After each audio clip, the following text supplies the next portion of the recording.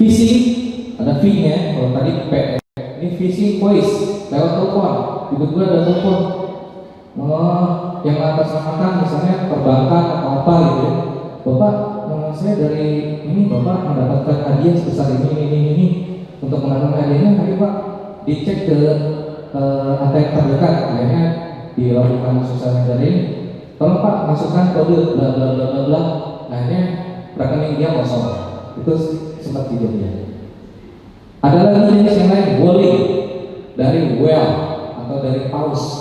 Targetnya ke target-target VVIP biasanya. Si yang melakukan social engineering ini dia melakukan riset dulu terhadap target itu. Karena targetnya VVIP, dia harus riset dulu untuk meyakinkan bahwa VVIP itu harus bisa kita giring, harus kita engineering benar-benar. Makanya dia dilakukan profile dulu, bagaimana kesehariannya, bagaimana kegiatan-kegiatannya dia, keluarganya siapa, sekolahnya di mana, bapak ini sering ketemunya sama siapa, kontak-kontaknya siapa saja, dikumpulin semua pada saat walling itu, baik bisa melalui phishing, smishing, phishing atau yang lain, atau blackmail misalnya. Akhirnya si VVIP itu, target pausnya itu terperdaya dan mau melakukan apa yang diinginkan oleh si penyerang. Kemudian yang berikutnya adalah malware, malicious-ware. Malware itu singkatannya. Malicious-ware itu ada virus, ada worm, spyware, trojan, crimeware, ya. Bapak Ibu mungkin udah paham ya, virus seperti apa. Worm itu ya ibaratnya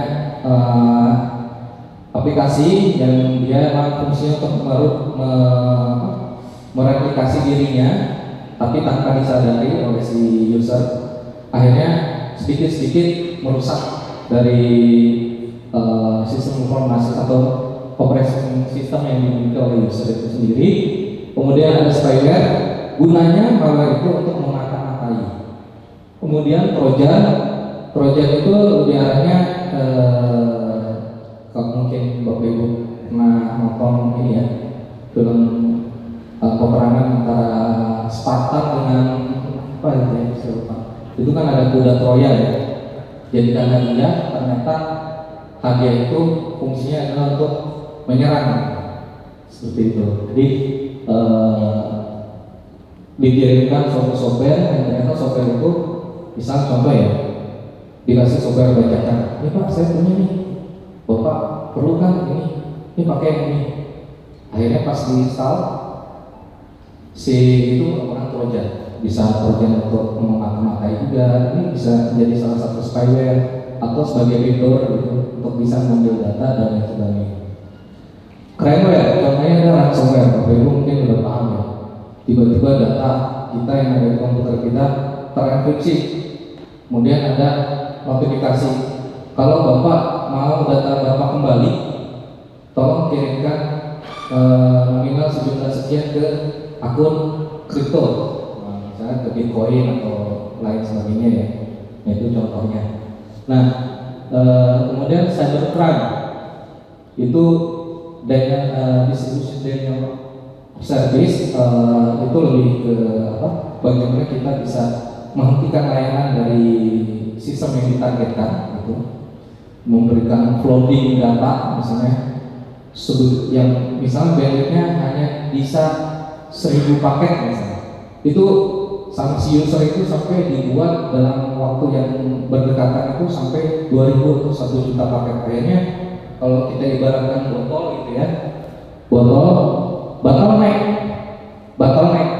Jadi kalau misalnya botol ini berisi air, pada saat mau ditumpahkan itu air kan nggak langsung begitu saja langsung, kan perlu waktu karena melewati leher botol tadi semakin kecil dari. Nah, kita ibaratkan itu sebagai bandwidth-nya itu si tutup leher botol itu mungkin hanya berapa senti gitu ya, tapi dikeluarkan barang yang melebihi dari diameter botol itu. Akhirnya apa? Data yang di belakangnya itu tertutup, nggak bisa masuk ke situ karena sudah ada yang menghambat, menyumbat. Nah itu ilustrasi dari DDoS tadi. untuk memahami lebih apa ya? Oh maksudnya gitu, biar lebih paham lagi. Kemudian network intrusion, misal kita punya wifi di kantor nih, yang lebih terasa sebetulnya di KBRI, di Kedutaan Besar Republik Indonesia. Misal contoh gini, di KBRI nanti mungkin bisa dianalogikan ke handphone di bapak-bapak ibu sekalian ya. Di ruangan pasti ada wifi ya. Nah, misalnya ada wifi di KBRI sana, wifi ini seharusnya kita harus batasi si sinyal itu jangan sampai keluar dari kantor. Kalau keluar dari kantor, orang di luar kantor bisa menangkap sinyal itu kan. Nah, dengan teknologinya yang dia miliki, dengan kemampuan yang dimiliki, dia bisa melakukan instruksi terhadap network itu.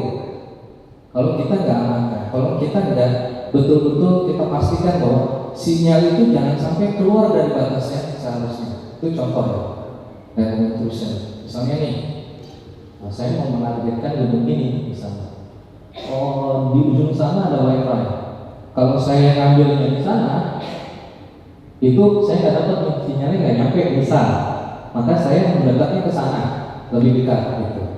Nah, dapatlah itu sinyalnya dengan metode yang saya sudah tahu, dengan tools yang saya miliki, teknologi yang saya miliki, akhirnya masuklah ke networknya, ke jaringan. Semua data melalui jaringan yang sama, misalnya ya, kalau ini datanya nggak ada segmentasi, maksudnya jaringannya nggak ada segmentasi, itu saya bisa ibaratnya kayak saya bisa routing dulu supaya data, misal contoh yang melalui wifi ini, data yang melalui wifi ini misalnya ada beberapa user yang sudah terkoneksi ke wifi tersebut misalnya. Ada user A, B, C, D misalnya. Nah, saya ini user ke E, user kelima gitu ya. Saya bisa mendeklarasikan ke si wifi ini. Jadi wifi ini akan percaya siapapun yang terkoneksi ke dia, minta apapun akan dilayani. Nah, saya bilang bahwa saya ini kita ilustrasikan sederhana ya. Saya ini bukan E, saya ini C. Ibaratnya gitu ya. Saya ini komputer C. Ya. Jadi si wifi itu akan menganggap bahwa saya ini itu bukan E tapi C. Jadi setiap data yang diminta oleh C, maka saya pun akan di-share. Gitu. Begitu juga ke user tadi, ke user A, B, C, D. Saya akan mendeklarasikan saya ini wifi, saya ini access point. Maka si user tadi sebelum dia seharusnya koneksi langsung ke access point tadi, tapi dengan teknologi yang dan knowledge yang sudah diinginkan, maka user ini nggak langsung ke sana, tapi ke saya dulu belok nih, baru dari saya ke sana. Gitu. Jadi semua informasi melalui saya pasti saya rekam. Ya, network inclusion kurang lebih pemahamannya seperti itu. Banyak metodologinya, banyak tekniknya dan lain sebagainya. Kemudian vulnerability exploit. Misal kita punya aplikasi si Junjung.id misalnya ya, aplikasi website ya. Ternyata ada kerentanan di dalam situ, akhirnya di exploit, digali, dijebolin, diserang kerentanan itu sampai akhirnya dapatlah data. Entah itu data pegawaian, data apa seperti itu ya, yang seharusnya itu tidak bisa terpublis gitu, tidak bisa diambil. Nah itu contohnya ya. Kemudian investment itu mengubah tampilan dari aplikasi yang kita miliki. Jadi seharusnya misalnya si Junjung tadi tampilan itu harusnya ada bupati dan macam, bupatinya diganti dengan foto yang lain misalnya.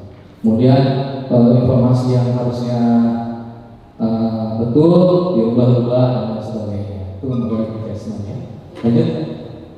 Nih ada aktor serangan siber dan motivasi beserta dampaknya. Ini motivasinya bisa untuk mendapatkan uang, untuk memata-matai, money, experience, kemudian skill for employment. Jadi hanya untuk mengasah gitu, mengasah kemampuan. Untuk popularitas ya, hanya untuk hiburan itu bisa juga. Hacktivisme itu sebagai hacker, aktivitas hacker. Kemudian motivasi teroris atau perang. Nah, ini motivasinya bisa dikelompokkan seperti ini. Kemudian aktornya ini ada APT, Advanced Persistent Threat.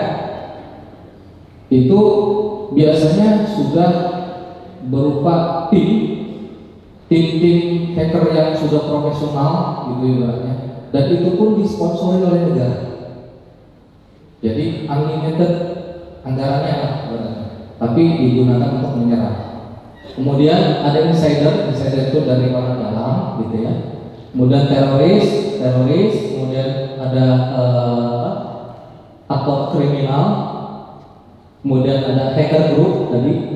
Kemudian hacker itu sendiri, hacker personal atau individu. Ada yang script ini atau hanya baru belajar, nyoba-nyoba gitu. Nah, itu dari aktornya. Untuk dampaknya dari mulai yang high, yang tinggi, medium sampai dengan rendah. Nah ini, kalau yang high itu bisa sampai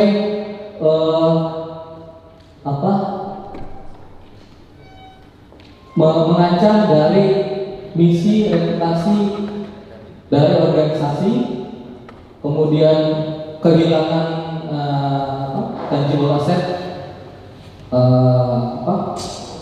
aset yang berwujud, dan resource-resource yang dimiliki oleh organisasi, sampai ke nyawa bisa terjadi seperti itu. Misalnya nyerang ke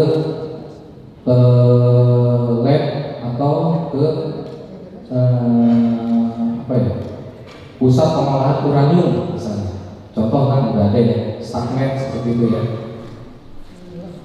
Harusnya pengolahan uranium itu jalannya OT, operation teknologinya atau mesin-mesin itu lancar. Karena ada serangan tadi yang harusnya lancar, akhirnya terkendala. Akhirnya uraniumnya itu yang harusnya bisa dikendalikan suhunya, karena tadi uranium itu kan kalau nggak benar-benar di manage, dikendalikan dengan baik, itu bisa berakibat proses nuklir dan lainnya. Akhirnya terjadilah kebocoran dari emisi dari radioaktif seperti itu sampai akhirnya dapat korban jiwa. Kalau untuk yang medium itu lebih ke aset gitu, kehilangan aset, misi organisasi, reputasi, atau hanya kecelakaan biasa, nggak sampai nyawa ke personil. Kalau yang low seperti itu ya, kehilangan aset juga, reputasi atau misi, nggak sampai ke kecelakaan atau sampai kehilangan nyawa. Seperti itu lanjut Pak. Nah ini contoh web investment. Saya nggak ambil contoh yang lain-lainnya, saya contoh ini aja lah.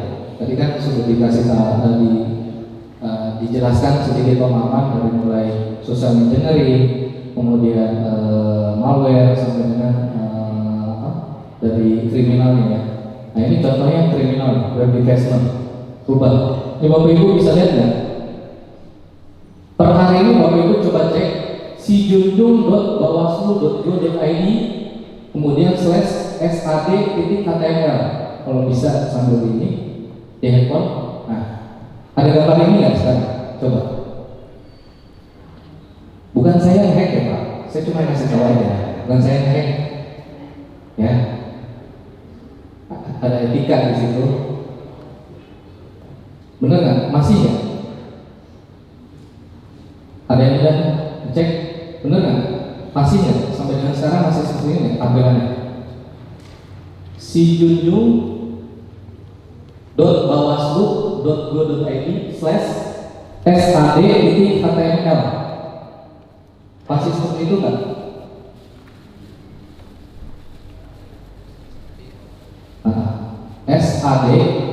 sad.html masih seperti itu nggak Bapak? Saya sampai dengan malam tadi masih seperti itu soalnya. Masih ya Pak ya? Masih nggak nih? Masih. Masih, mudah-mudahan masih ya. Karena saya masih dari pagi tadi. Tapi bukan saya yang melakukan itu, ya saya pastikan. Saya hanya kasih tahu ini loh contohnya investment. Terus yang sebelahnya ini desa salah satu desa di Sijunjung ini. Kampung dalam desa.id/hacker HACD.